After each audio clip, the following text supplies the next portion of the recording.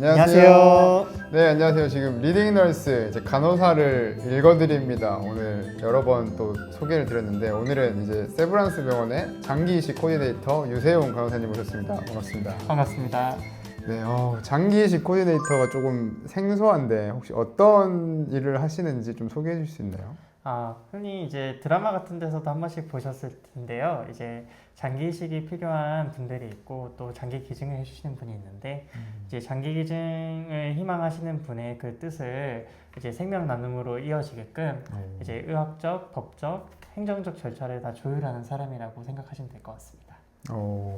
그러면 뭐 장기 이식 코디네이터기도 하지만 간단하게 또 자기소개도 한번 또 추가적으로 해주실 수 있는지? 네, 저는 현재 이제 세브란스 병원에서 근무하고 있고요. 원래는 흉부외과 중환자실 간호사로 한 4년 정도 일을 하다가 지금 2021년부터는 이 심장 이식을 담당하는 장기 이식 코디네이터로 활약하고 있습니다.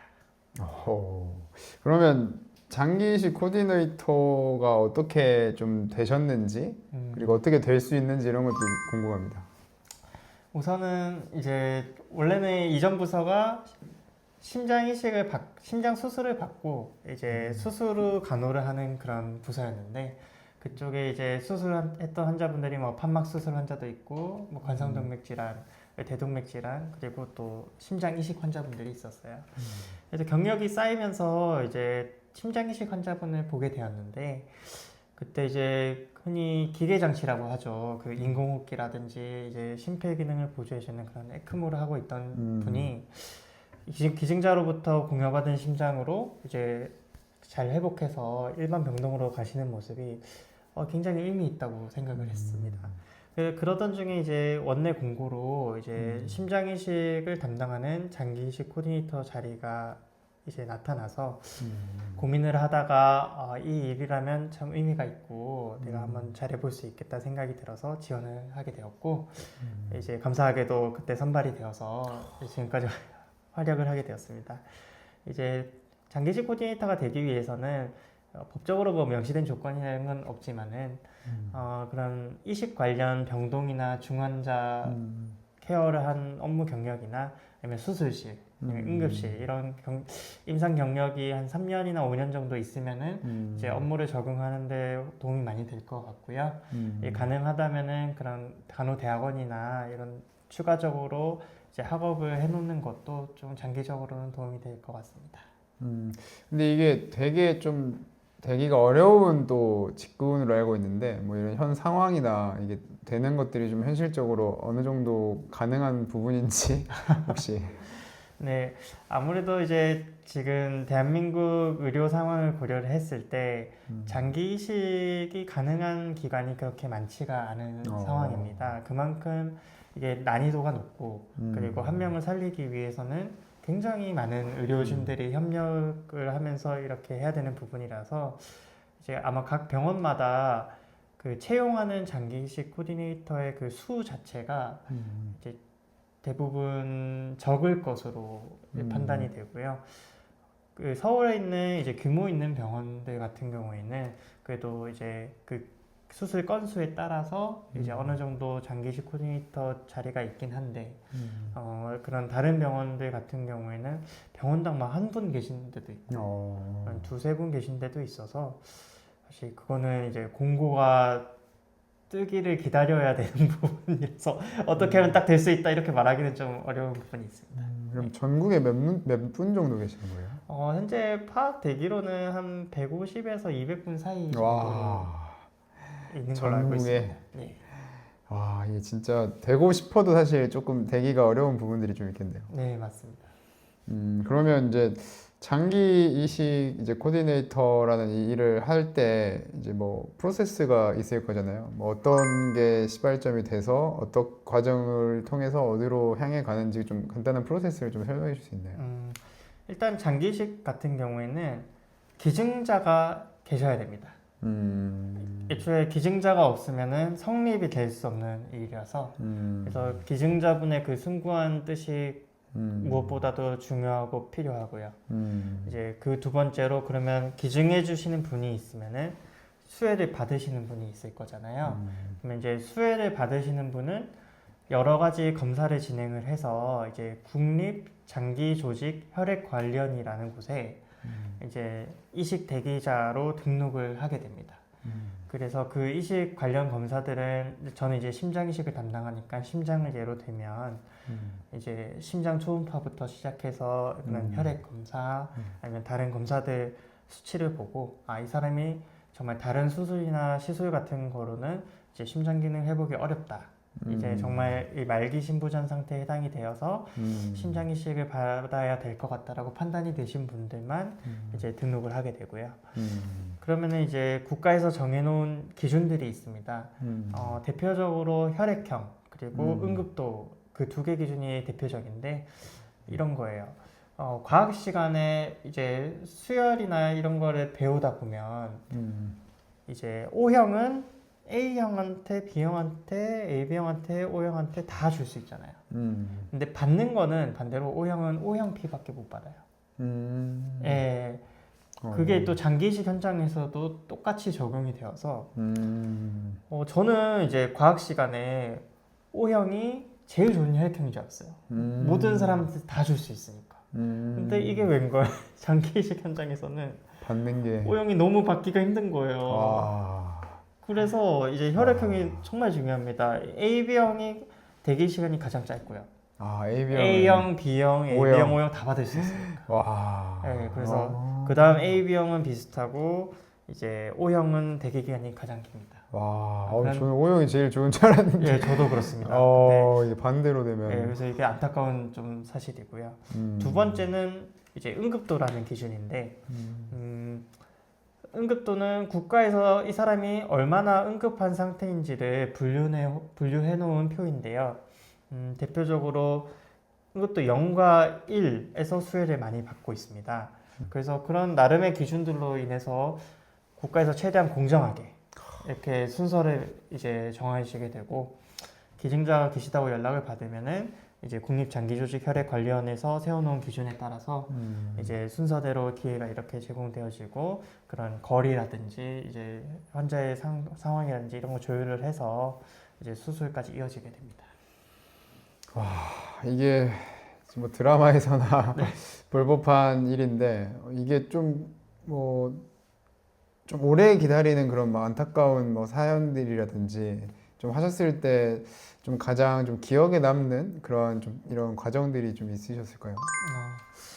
아무래도 이제 저는 제일 처음 그 심장 이식을 담당하게 됐을 때 환자가 기억이 남는데요.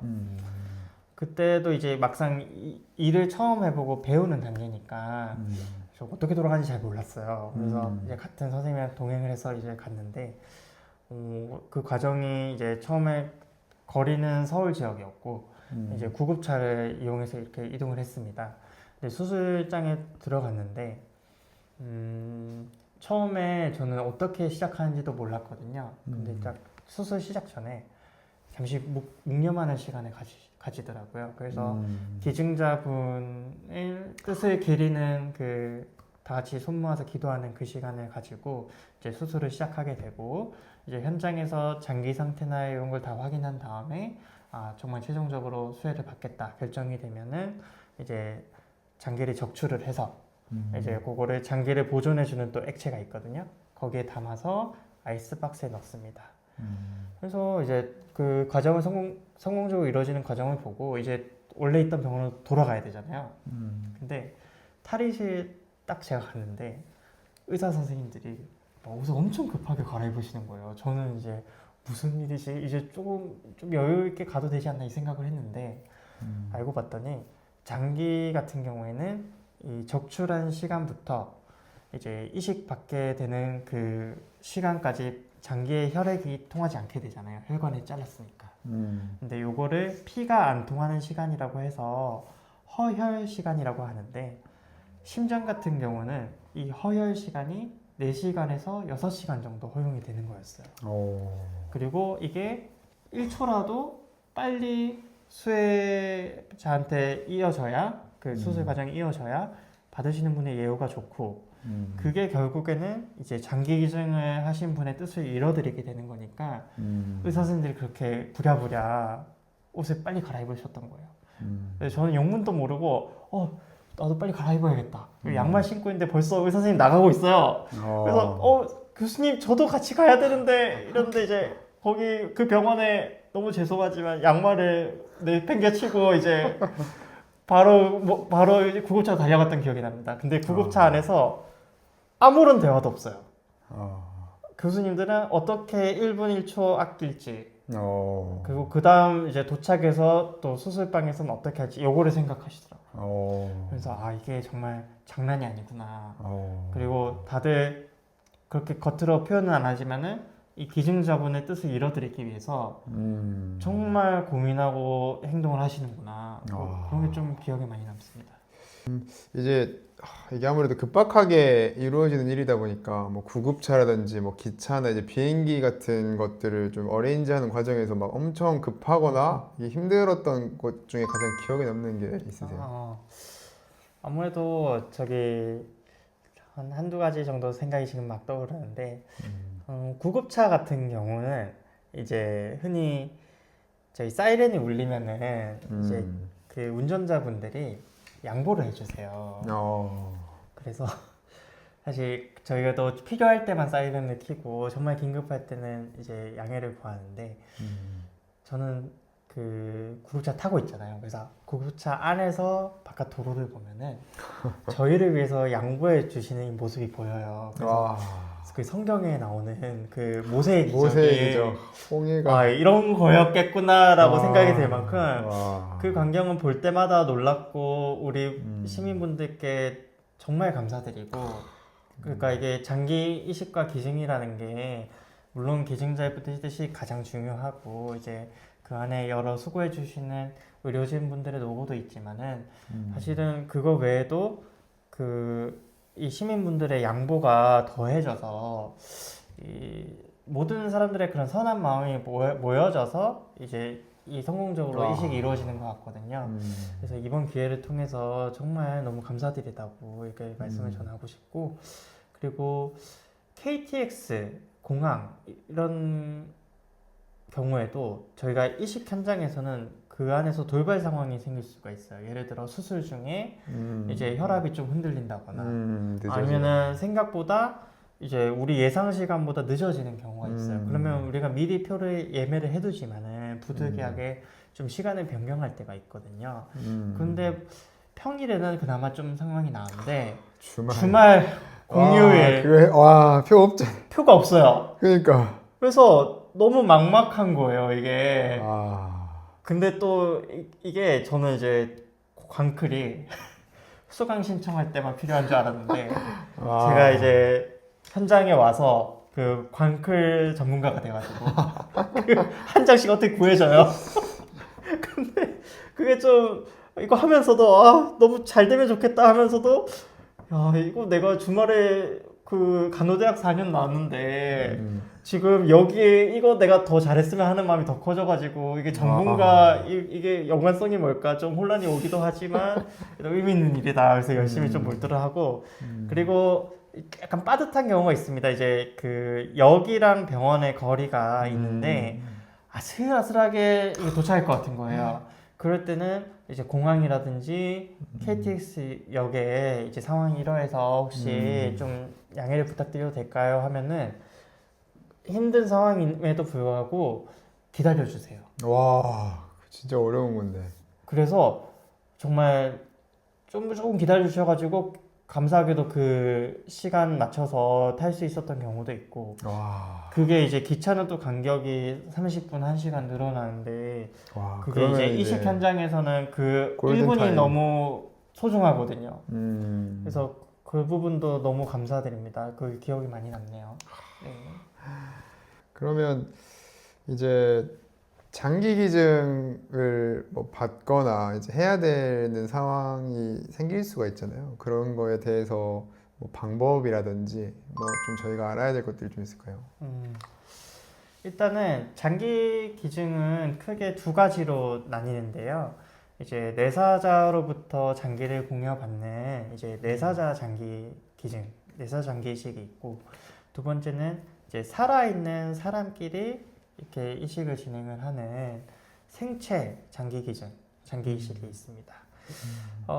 두 가지의 큰 차이점이라고 하면은 이제 뇌사자로부터 받을 수밖에 없는 장기는 심장과 폐, 간과 심장도 받을 수 있지만 심장과 폐는 특히 뇌사자한테만 받을 수가 있고 뇌사자 장기 기증 같은 경우에는 이 기증 희망은 이제 여러 경로가 있습니다. 첫 번째는 국립장기조직 혈액 관련 홈페이지에 가시면은 이제 장기 기증 희망 등록 그런 홈페이지 사이트가 있습니다. 거기서 이제 하시는 방법이 있고 그리고 주변의 병원에 장기이식 센터가 있는 병원에 방문하셔서 이제 서류로 작성을 하면은 그곳 센터에서 등록을 해줍니다. 그리고 세 번째는 주변에 보건소가 있으실 거예요. 그래서 보건소에도 그런 양식이라는 게 구비가 되어 있으니까 거기서도 이제 그 등록 신청을 하시면은 이제 그 성공적으로 등록을 할 수가 있고 근데 이제 이 장기 기증 등록 같은 경우에는 강제성은 없습니다. 무슨 말이냐면은 내가 이거 등록 신청했다고 해서 다 기증으로 이어지는 건 아니고 만약에 그런 내사 상태가 된다고 하면은 그 배우자 혹은 가까운 가족들의 동의가 있어야만 이제 기증으로 이어지는 거거든요. 그래서 본인의 뜻을 정말 관철시키고 싶다고 하시면은 평소에 기회가 되시면은 가족분들한테 본인의 뜻을 평소에 좀 미리 말씀해 주시는 게 좋고 그리고 요것도 단독적으로 결정할 건 절대 아니고 주변에 가족분들과 충분히 대화하고 결정을 내려주시면 좋겠습니다. 그리고 뇌사자 장기 기증은 어떻게 이루어지냐면 사람들이 많이 헷갈리는 부분이 있으세요. 대표적으로 이제 뇌사와 식물인간 이 두 개의 차이가 있거든요. 흔히 영화 같은 데 보면은 오랫동안 침대에 누워 계시던 분이 갑자기 의식이 돌아와서 이제 회복되는 경우가 있잖아요. 그런 경우는 이제 뇌가 이런 전두엽부터 시작해서 이제 측두엽, 후두엽, 이제 그런 연수 이런 뇌 전체의 구역이 있는데 이제 식물인간은 대뇌 여기 앞에가 이제 손상된 경우고 그럴 경우에는 의식이 돌아올 확률이 있습니다. 거기는 자발호흡도 되고 근데 뇌사는 호흡을 담당하는 연수라는 그런 기관이 있어요. 그래서 연수를 포함한 뇌 전체의 기능이 소실된 상태라서 적극적으로 치료를 한다고 해도 수일이나 수주 내에 사망에 이르게 되는 상황입니다.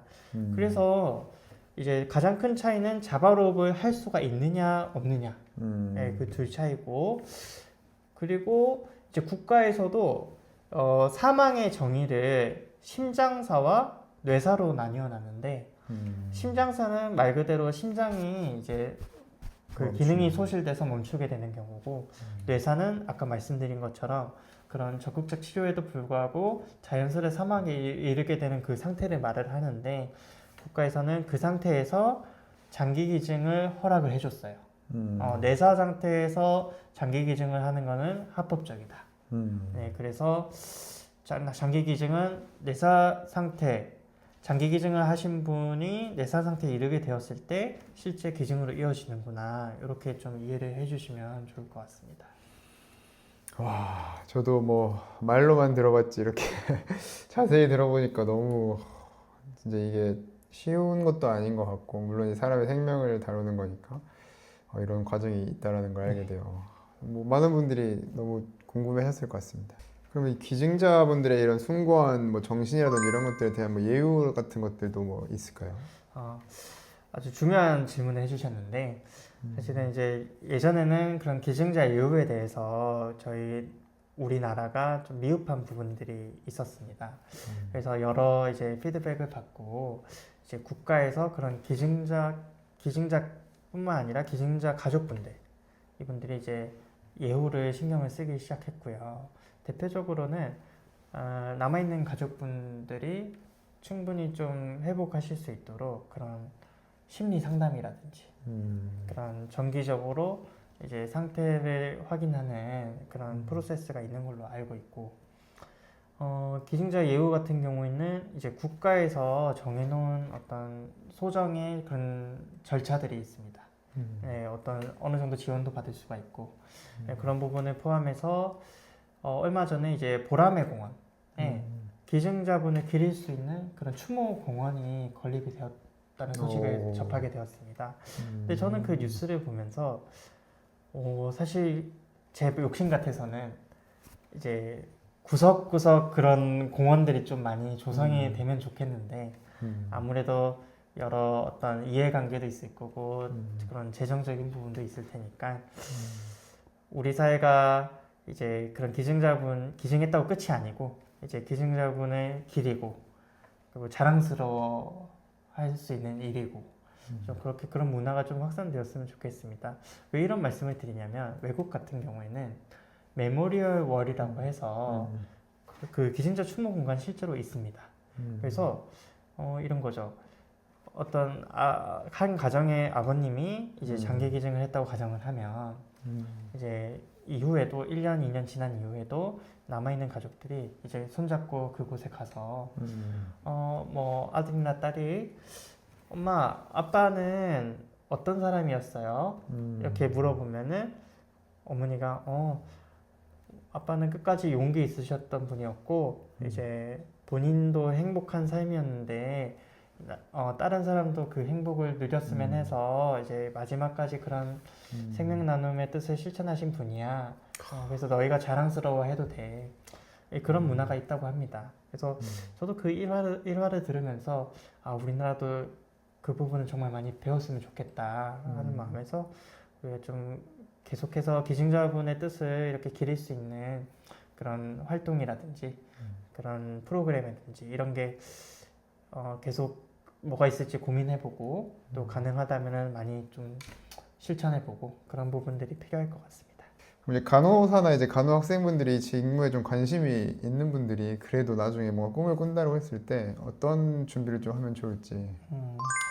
일단은 희망 부서를 선택을 하실 때 그런 이식 환자분들이 입원해서 치료받는 그런 공간들이 있을 거예요. 예를 들어서 외과계 중환자실은 이제 신장이나 간이식 환자분들이 이제 수술 후에 오시는 경우도 있을 거고, 그리고 신경과나 신경외과 중환자실은 이제 불의의 사고로 내사 상태가 되어서 그런 케어를 하는 모습을 볼 수도 있을 것이고, 일반 병동 같은 경우에는 이제 수술 전후로 이제 이식 관련된 처치들을 하는 모습을 볼 수도 있고, 응급실은 또 사고가 나서 이제 내사 상태에 이르기 전에 이제 그런 급성기 간호를 좀 볼 수가 있는 면이 있을 것이고, 그래서 그런 부서를 좀 생각을 해보셔서 본인의 적성에 맞게 지원을 한번 해보시면은 장기적으로 좀 도움이 되지 않을까 생각이 됩니다. 마지막으로 이제 누군가의 지금 생명을 살리는 일을 또 직접적으로 하고 계시는데 그런 일을 하시면서 뭐 간호사, 뭐 간호학생분이 되실 수도 있고 아니면 뭐 이 영상을 좀 보실 만한 분들에게 좀 전하고 싶은 메시지가 있을까요? 여러분들이 자기 자신한테 친절하셨으면 좋겠어요. 그래서 매일 하루하루를 충실히 사시되 좀 자기 자신한테 친절하셔서 내가 좋아하는 건 뭐지? 예를 들어 나는 사람들이랑 얘기하는 거 좀 좋아했지, 아니면은 어디 좀 근사한 카페에 가서 차 한잔 하는 거 좋아했지, 이런 것들이 있다면은 미루지 마시고 시간을 조금이라도 내서 이제 자기 자신을 위한 시간을 꼭 한번 만드셨으면 좋겠고요. 그래서 본인이 먼저 행복해지세요. 그래서 그 행복이 나만 이렇게 행복하는 건 별론 것 같고 내 주변 사람들도 좀 행복했으면 좋겠다라는 마음이 드시면은 그것도 실천을 한번 해보시고 그리고 언젠가 이제 장기 기증에 대한 생각이 불현듯 떠오르신다면은 내가 느낀 행복을 언젠가 때가 되었을 때 이제 내가 장기 기증의 선택을 통해서 그 받으시는 수혜자분께서 내가 누리는 이 행복을 똑같이 누리면 좋겠다라는 마음이 드시면은 한번 용기를 내주시면 너무 감사할 것 같고 혹여나 그런 선택을 하지 않으신다고 하더라도 이제 본인이 먼저 행복해지시고 또 주변을 행복하게 만드는 그런 소중한 한 분 한 분의 존재가 되셨으면 정말로 좋겠습니다. 네, 저도 이제 간호사 생활을 하면서 사실 관심을 엄청 가지지 않으면 또 알기 어려운 거였는데 이제 또 기증자의 이 숭고한 정신과 그 정신이 이제 수혜자에게 가는 그 과정이 얼마나 진짜 거룩하다? 거룩하고 정말 감사한 결과인 것 같고 거기에 이제 이면에는 수많은 의료진들과 또 뭐 가족들과 또 사회에 이런 시스템들이 있어서 이루어지는구나라는 것들을 좀 깨달을 수 있는 시간이었습니다. 오늘 귀한 시간 내주셔서 진심으로 감사드립니다. 그냥 마치도록 하겠습니다. 네, 감사합니다.